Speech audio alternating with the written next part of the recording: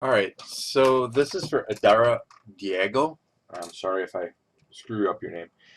The first thing that I would say right off the bat is that you want to pay attention to kind of the underlying form, and I think that's a big issue with a lot of people.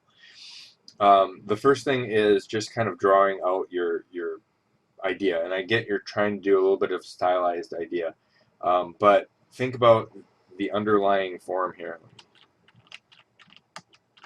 All right, so if we add in the underlying form of this is kind of the head here, it's a little bit smaller, um, like so, and then you've got your head like so.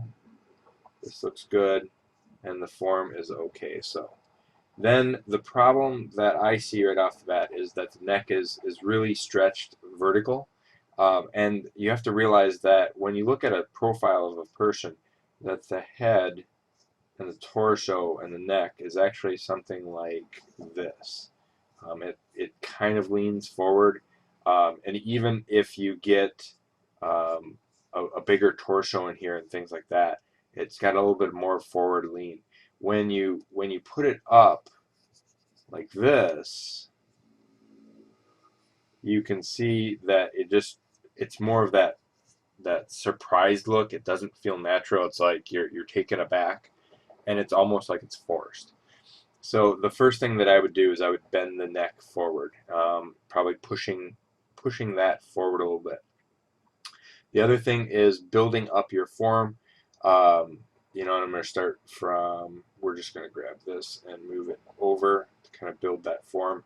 Then the next thing that you have is that you want to, again, form out the torso and the upper body into different pieces. Now, when I draw my females, um, especially the torso, I use a cylinder or a ball for this, and then with that I draw that center line, and that center line gives me mass, and it also defines rib cage and things like that.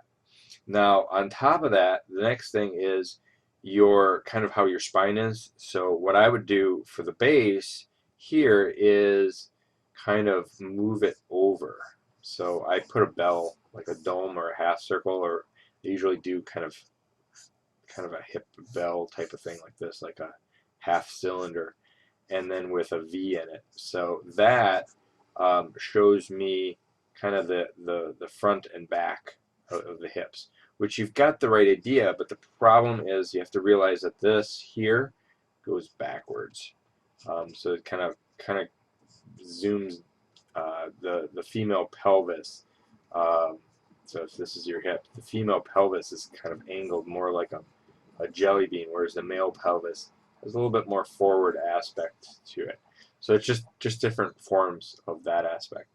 And then what I would do is I would actually draw my shoulder muscles in there. And as you can see, just by doing those two shoulder muscles, the placement of the shoulder takes a lot of different kind of positioning, and that fixes a lot of the errors. So what you want to do is build out the breast from the forearm here, build it out here, and it comes back a little bit more, running around the form of that rib cage.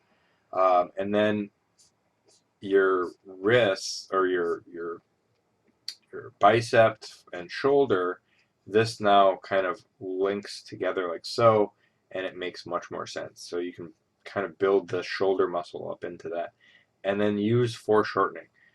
You've got your arms kind of put out at the side. If you're going to do that, that's fine, but think of how an awkward position of that is. So by having our hands out at the side, you're not getting that quarterly view or that three-quarter view. So by putting a little bit of an overlap here and an overlap with the hand that pushes that forward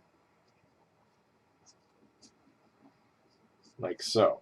Same thing over here, overlapping the breast, overlapping this, and then pushing this forward at an angle, and again pushing the hand forward like so, um, gives you a much better kind of aspect. And then using here, again, using this uh, define the kneecap and define the form on this. So you'll have the bone system coming like this, but there's muscles that are overlapping here, and there's going to be muscles that are overlapping here. So you're going to get more shape and more form out of this from a stylized point of view. And then again, same concept. Even if you have small feet, it's okay being a stylized drawing. You want to figure out, because again, what you're doing is if you're looking at this, this leg is bending, and I'm going to just draw a kind of an arrow. This leg is bending like this, but this leg with the knee is facing this way. So you want to be consistent in this, and I would actually erase this, put your knee back down, and I would actually put a little bit more bend in it, and then that way you can put the foot back here and get a much more design, because then that way, looking at it, then your knees are bending slightly outward, which is easier to do than bending inward. Okay, so those are definitely things that I would change right off the bat. The other thing is the hair. Having it all cut like this basically turns it into a block. What you want to do is layers of it. So this hair here would be shorter up here than the back hair back here.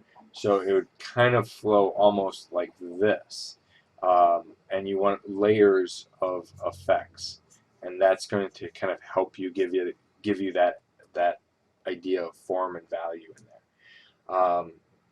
So those are some anatomical changes that I would make. And the other thing is, if you're going to do a kind of blue form like this, don't feel like you need to kind of stick with these colors. If you simply add in, I'm just going to really quickly add in kind of